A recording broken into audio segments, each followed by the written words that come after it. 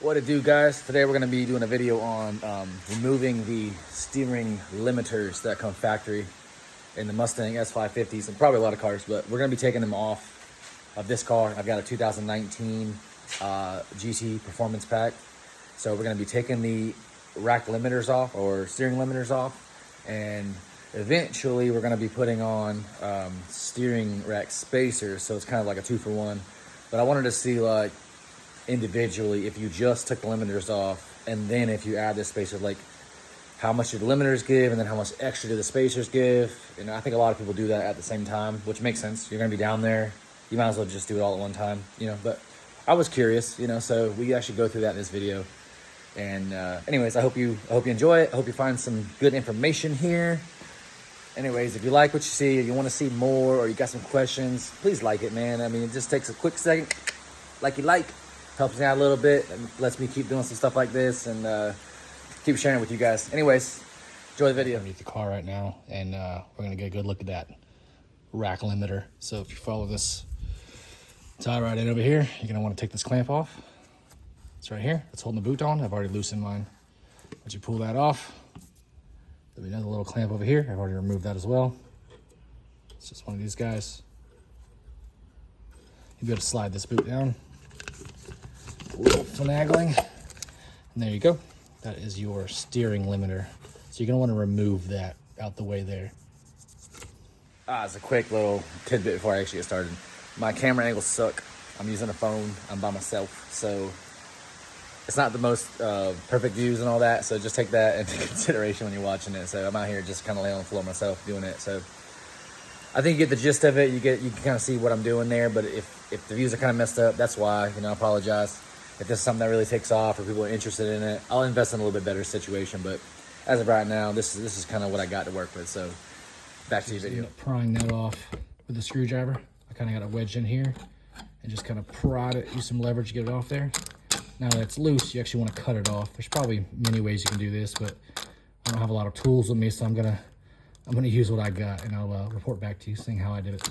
So I just actually end up using these little flush cut kind of dikes, and I just open these up and kind of just cut it until it freed itself up. And as you can see, it is cut apart. So we're gonna take that off.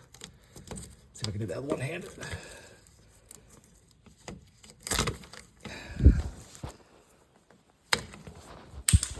There we go.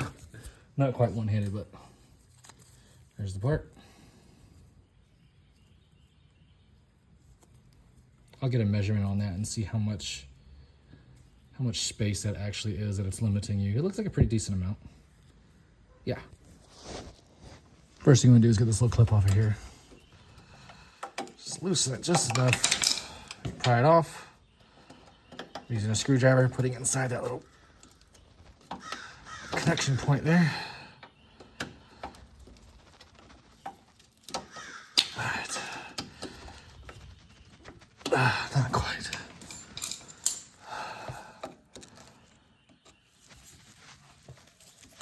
All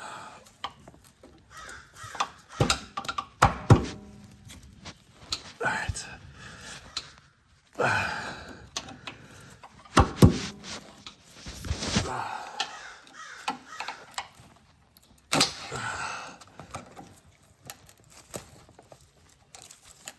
There we go. Listen to clamp up a little bit. A little bit more. Oh, I just broke it off. That's okay. Taking that off anyways. Here's what that looks like. Just kind of focus your screwdriver, crimp in here on this guy. That'll help pop it up. And the other guy, it's gonna be a clamp right around here. Let's rotate that boot around. Just twist it, twist it, twist it. There you go.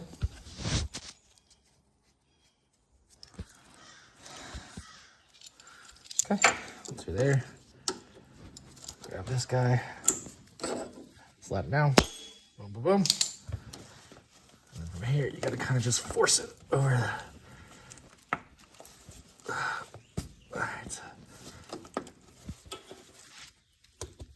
There you go.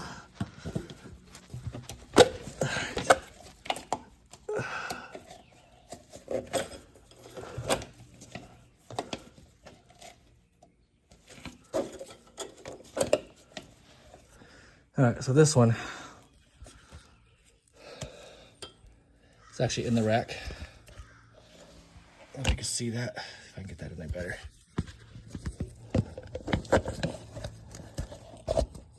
It's all the way up in there. That's what's stopping your steering from actually turning all the way. That's limiting your steering angle. So I'm gonna go ahead and turn the steering wheel the other way so we can get a good better look at that. This is how my limiter actually already looked. So that's interesting. Looks like it's already marred up a little bit. So I'm wondering. All right, so I'm trying to get a screwdriver in here like that. All right, freed it. Way inside the rack here. All right, let's see if I can get that out of there. There it is. Okay. Now I'm just gonna kind of work on it with this.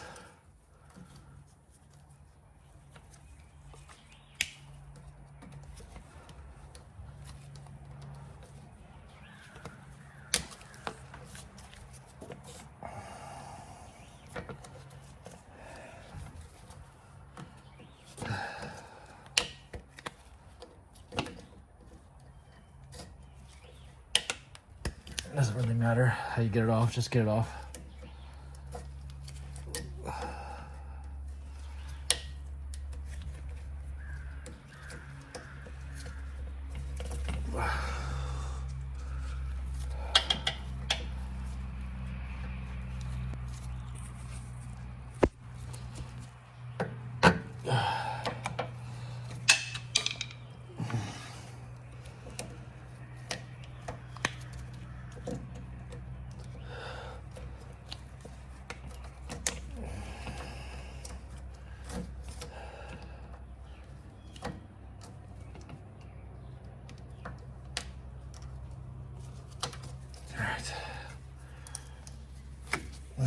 Kind of a pain in the butt. But that, it's already kind of mangled up a little bit. So I'm wondering, was it limiting my angle more or less because it was already deformed, kind of into place, self-clearanced, or, so I'm curious to know what that's gonna do. Measure how much we got here. Can't really get it in there, so let's say 82.55. We'll go ahead and zero that out there. It's gonna come from this side here. It puts us at about 36.20. It's a little shy of a 3/8 of an inch there, is how much of a step you've got in there. That's pretty good. See what that does. All right, so this is just removing the limiters. I'm gonna get a better shot, but see if I can get that kind of at a good angle. You can see there's a little bit more. Not a ton of angle. But you definitely get a little bit more, and it's hard to get that angle right. Can't really tell from this view. But you do get a little bit more angle. I'll put that on the floor so you can actually see it a little bit better in just a minute here. There's that wheel. Let's go take a look at the other one.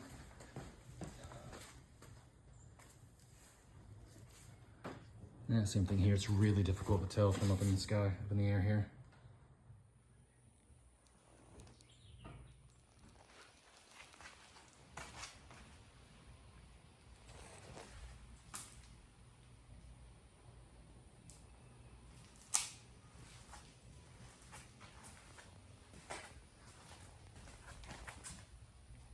Here.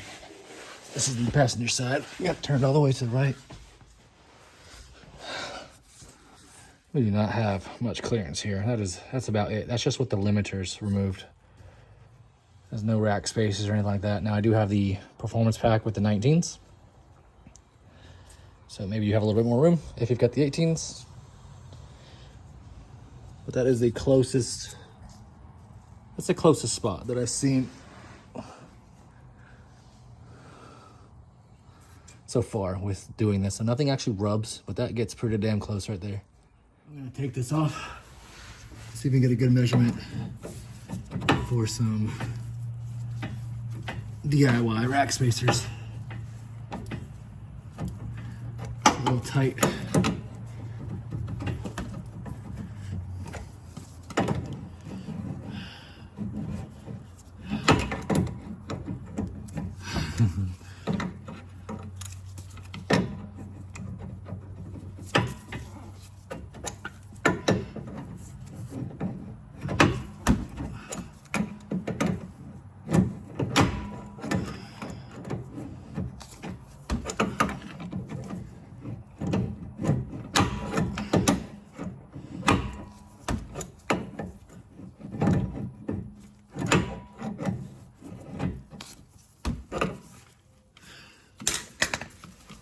It's gonna be tight the whole way off.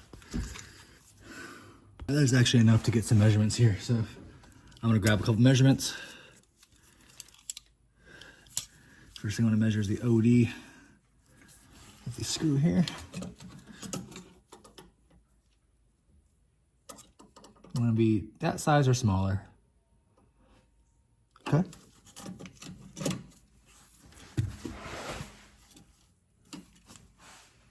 And now we're gonna measure the actual end of the tie rod in.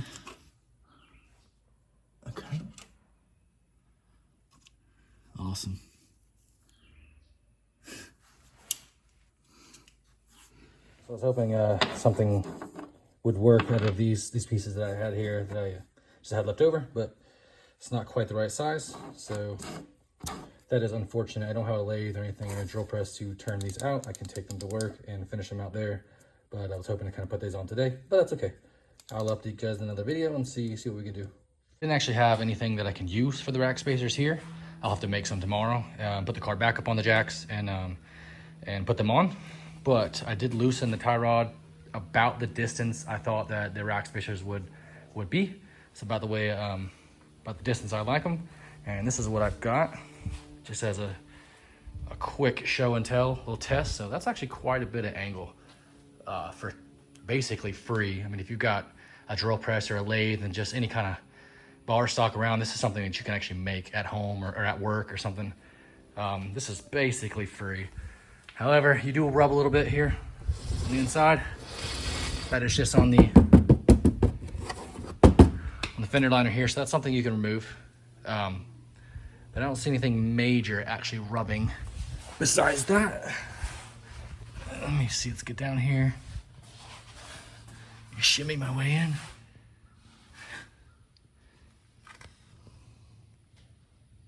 So you see rubbing a little bit there. Not actually a whole lot. That's something that would probably clearance itself. But as you know, your suspension's gonna go up and down. I don't know if there's anything major that's gonna hit, but I don't see any of the major components hitting. Let's back out a little bit. So that's actually pretty cool. Go to the other side. We're actually clear here, which is great. Only got this little bit of tab right there that you could probably just trim off or remove again. But right now, nothing's actually rubbing or hitting, which is great. That's good to see. What is up? We're back. It's been a couple of days. Damn, look how pretty it is out here, actually. It's a little bit gloomy, but I like those days. It's not sweltering hot. It's almost June, you know, I'm from Georgia. It gets a little hot out here, a little humid, so it's actually nice.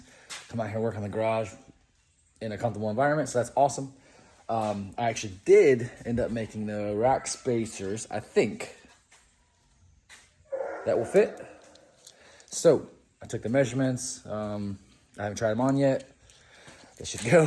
We're gonna find out. I'm not right now gonna post the dimensions of the rack spacers just out of respect for, you know, some people actually make these and they sell them for a living, and I don't want to step on any toes. You know, I want to support the community any way I can, but I also don't want to, you know, make any enemies. So I'm not gonna post the dimensions. They're super easy to get the dimensions if you want to get them yourself.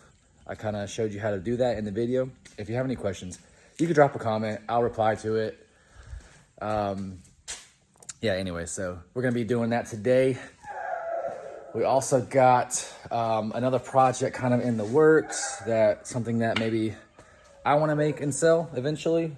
after I get it all dialed in, and that's gonna be in bolt-on inline hydro kit for the S550. I don't really see any out there. I see a few dual caliper options.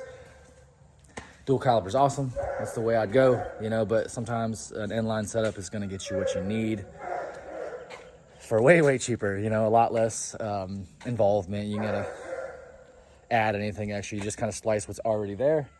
And I wanna make the kit to where you don't have to cut any brake lines. You just take off a couple fittings, kind of bypass it. You can leave your factory stuff alone. You don't have to mess with anything in the car. You know, if you wanted to trade it in or you want to revert back to stock, you just hook your regular fittings back up and you can rock and roll. So that's kind of my plan. I'm in the middle of that right now too. So I'm kind of doing both projects at the same time. And I'm gonna keep you updated on that and see how we go. But here's a little sneak peek. Got some brackets made up. There. Got my plate kind of mocked up. I got some 3D CAD models of some stuff that I want to have cut and tested out. And yeah, so stay tuned for that. Please subscribe. And yeah, man, hopefully I can bring that to the market soon. That'd be cool. All right, so what we're gonna do is we're gonna mark about the width of this thing. If you can see that or not. Let's see. Damn, I can't even see that. Yeah, I can.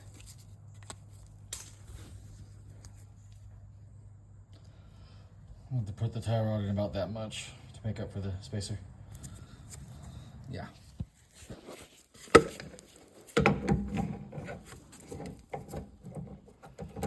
Gotta take this off. All right, tie rod out.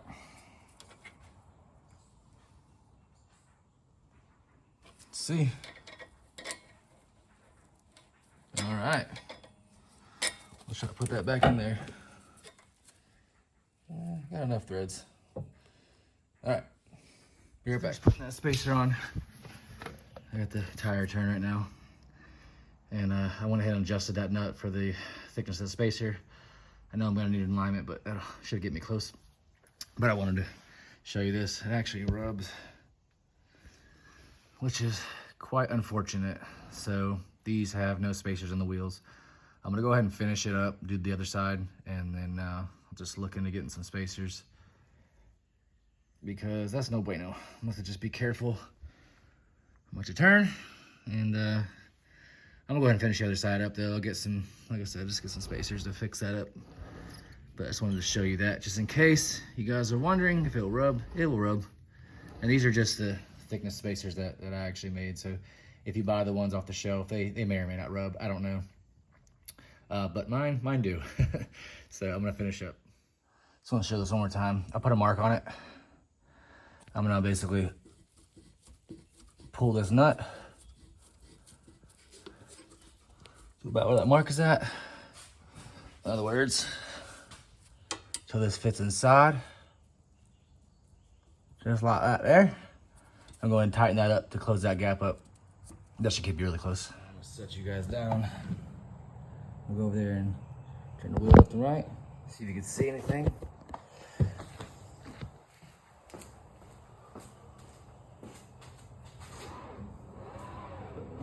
Oh my God. Definitely got some rubbing, obviously.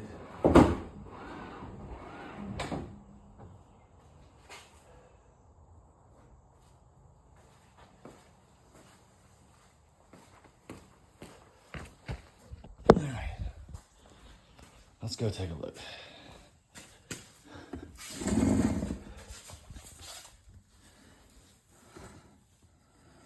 Rubber on the fender liner.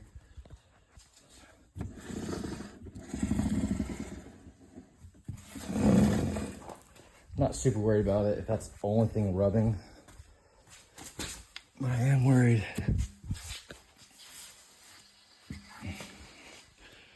that's rubbing the control arm. So let's see.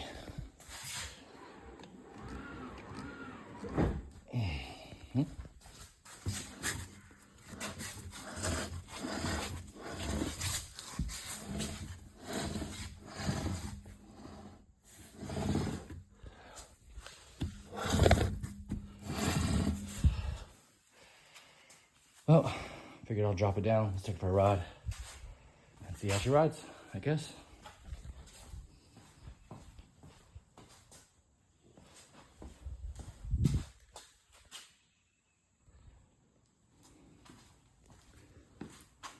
Well, wow. So that is quite a bit more than I guess I was expecting.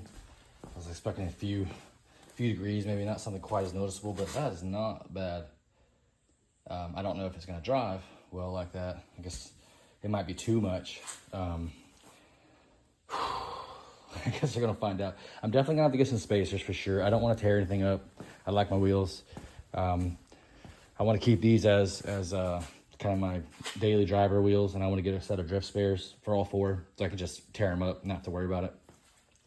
But I don't want to tear these up, so I have to take it easy. But that is great, actually. This is completely stock. All it is rack spacers with the limiters removed. Yeah, man, that's great. All right, let's see. We're gonna go for a little cruisy cruise and see. My car is filthy. We just got back from FD Atlanta and it was a mud pit. It was just raining and yeah, it was nasty. So the car definitely needs to clean out. I just cleaned it out. I can put more on left, but so crazy for after for free. I mean, for free, folks. Ish. You can pay and buy them off the shelf, but it's still so cheap. Just do it. Wow. Let me preface by saying that I am not a professional drifter or chassis setup or suspension. I'm kind of just learning as I go, all through YouTube. So, with that being said, take everything I do and what I say with a grain of salt. So, we'll do a little U-turn right here real quick, just to see something. See if there's any rubbing.